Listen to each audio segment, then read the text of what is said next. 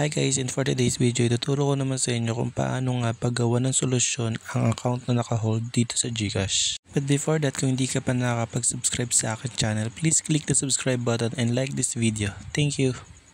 So let us start. Ganito yung nangyari sa GCash ko noong nakarang araw, kaya naman nagulat ako kung bakit ito biglang na-hold at hindi ko alam ang dahilan. Kaya naman agad-agad ako nagtungo sa GetHelp para alamin at solusyonan ang problemang ito. Narito yung mga dahilan kung bakit na-hold bigla yung mga GCash account natin. Una, inactivity or hindi pa fully verified yung GCash na ginawa mo sa loob ng 12 months. Pangalawa, invalid information. Hindi tugma yung info ng GCash na ginawa mo dun sa document para i-verify ito. And then pangatlo, illegal use, yung mga transaction na suspicious tapos o kaya may gumagamit ng iba. Then legal orders, utos mula sa itaas na i-hold yung account mo. And last, yung inactive wallet, yung walang transaction or zero balance sa loob ng 6 na buwan. Narito naman yung mga hakbang na dapat mong gawin upang ma-recover mo yung GCash account mong na-hold. Una, pag nakatanggap ka ng mensahe galing sa GCash or sa kanila na nakalagay doon yung account deactivation, kailangan mo daw pindutin yung click here to ask for help, yung may blue line para ma-unblock.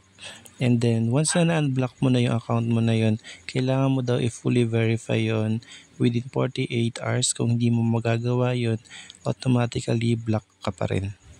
Pangalawa, kung wala ka na-receive na email mula sa kanila, maaaring may message sila, text message sila about sa account deactivation mo. So narito naman yung mga dapat mong gawin. I-click mo lang yung click here to submit, yung may blue line. And then kailangan mo maganda ng front and back photos of 2 valid government IDs, photo of your signature on paper, proof of income, and then proof of billing.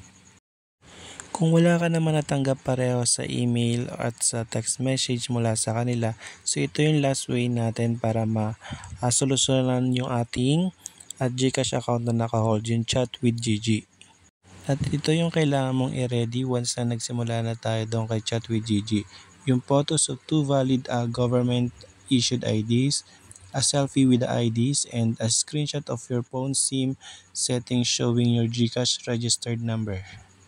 Yung sa akin, wala akong na-receive na message kahit sa email or sa text message. Kaya naman ang ginawa ko yung pangatlong way, yung chat with Gigi. So dito nagsisimula ako. Una, i-type nyo lang yung my account is on hold. Tapos maglalabas si Gigi nung form. Pindutin nyo lang yung form na yon para ma-fill up ninyo.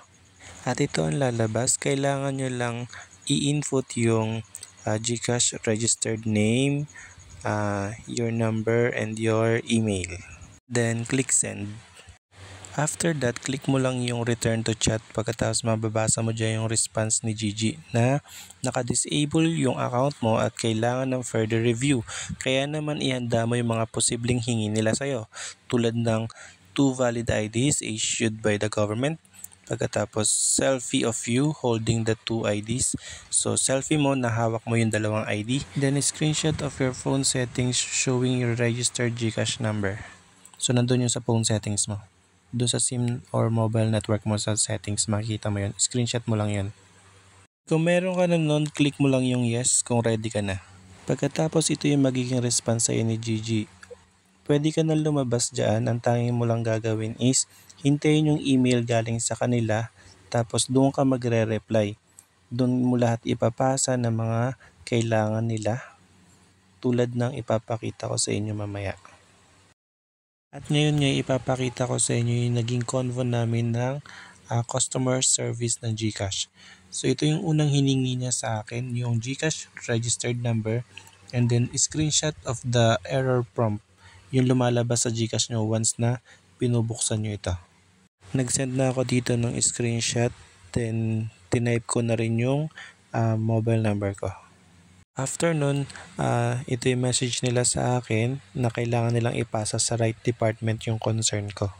Then ito na nga, hinihingi na nila yung 2 valid government issued IDs and then screenshot nung phone GCash number mo. Pagkatapos yung selfie na hawak-hawak mo yung dalawang ID mo. Nandito din yung valid ID na kailangan mo except sa NBI. And then mga important reminders sa mga document na ipapasa mo.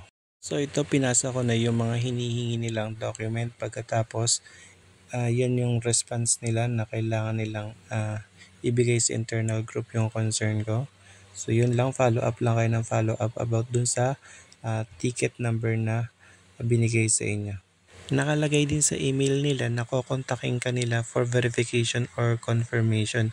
Ako natawagan siguro ako kaso hindi ko lang nasagot. Pero tinuloy pa rin nilang isolve yung concern ko. Then ito na nga sa wakas, activated na ulit yung GCash number ko na na-hold.